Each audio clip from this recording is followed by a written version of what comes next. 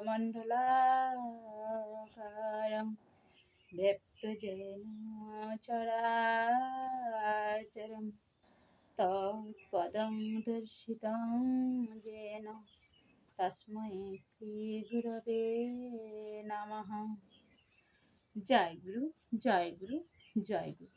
নিগম ঠাকুর শ্রী শ্রী নিগমানন্দ দেব channel নিগম পরিবারের প্রত্যেক সদস্য শিষ্য ভক্তদের জানাই আমার আন্তরিক শুভেচ্ছা ও জয় গুরু সম্ভাষণ। প্রথমে রইল আমার প্রাণের আরাধ্য দেবতা শ্রী শ্রী ঠাকুর মহারাজের চরণে অনন্ত অনন্ত কোটি ভক্তি বিনম্র প্রণাম। আমার সাধু সন্ন্যাসী অন্তেবাসী সবাইকে রইল আমার অন্তরে অন্তঃস্থল থেকে ভক্তি বিনম্র প্রণাম। ভাই বোন মা বাবা সবাইকে রইল আমার জয় গুরু, জয় গুরু, জয় গুরু সম্ভাষণ। আজও আমি তোমাদের সামনে উপস্থিত হয়েছি এই নিগম ঠাকুর শ্রী শ্রী নিগমানন্দ চ্যানেলের পক্ষ থেকে।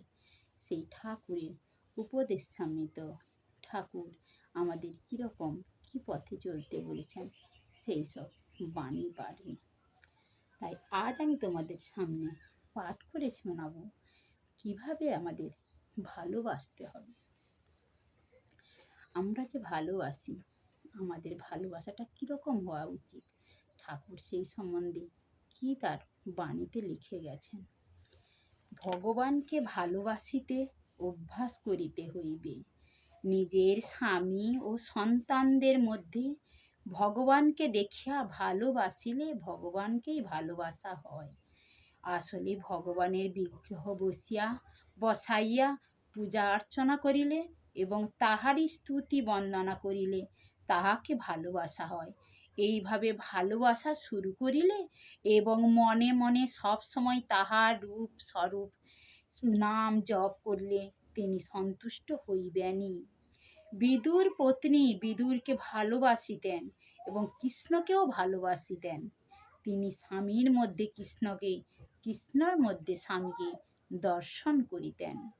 দ্রৌপদী পঞ্চ পাণ্ডবকে স্বামী বলিয়া ভালোবাসিতেন, আবার কৃষ্ণকে জগৎ স্বামী বলিয়া ভালোবাসিতেন।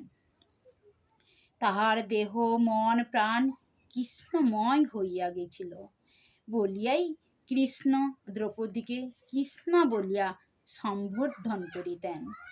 এই হইল ভগবানের প্রতি ভালোবাসা।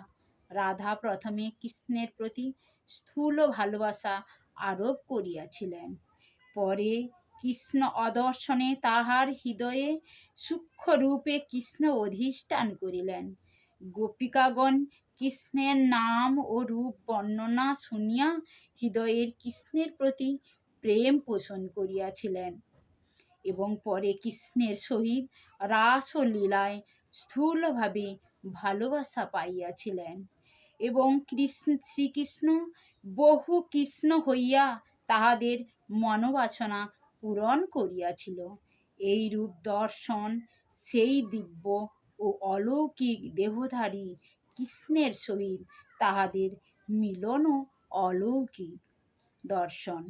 সেই দিব্য অলৌকিক দেহধারী কৃষ্ণের সহিত তাদের মিলন ও অলৌকিক। নিজের ভাব হইলে কৃষ্ণ সেই ভাবের ভক্তের নিকট বাঁধা থাকিবেন। ভাবের অভাব হইলে কৃষ্ণ বা ভগবান অনেক দূরে। বৈষ্ণবগণ কৃষ্ণপ্রেমে মাতোয়ারা। এক একজনের সঙ্গে এক একবার প্রীতি প্রতিষ্ঠিত হইলে অন্য কাহারও প্রেম প্রয়োজন হয় না। তেমনি বৈষ্ণবগণ কৃষ্ণ ভিন্ন অন্য কোনো দেবতাকে তারা কোনো দিন মানেনি। ভগবানের অনন্ত রূপ, বহুরূপী দেবতাও তিনি। যে কোনো দেবতার রূপকে আরাধনা করিলে বা ভালোবাসিলে তিনি সেই ভালোবাসা পান। শিব, কৃষ্ণ, কালী, দুর্গা, তারা, গণেশ, লক্ষ্মী, সরস্বতী অন্য কোনো দেবতার রূপকে অর্চনা করিলে বা তাহার মন্ত্র জপ করিলে তাহা ভগবানেরই আরাধনা হয়, তাহাতে কোনো সন্দেহ নেই।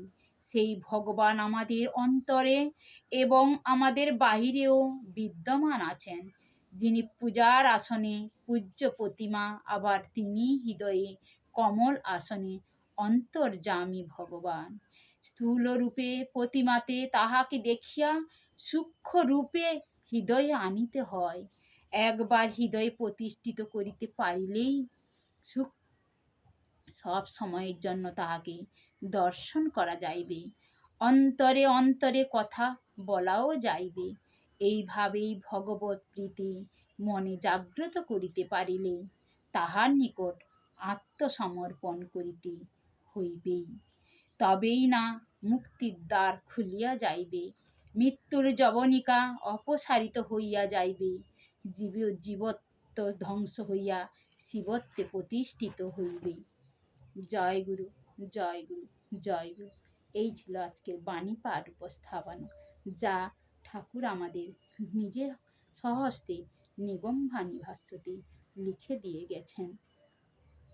যদি ভালো লাগে তাহলে লাইক, শেয়ার এবং কমেন্ট করে জানিও। জয় গুরু।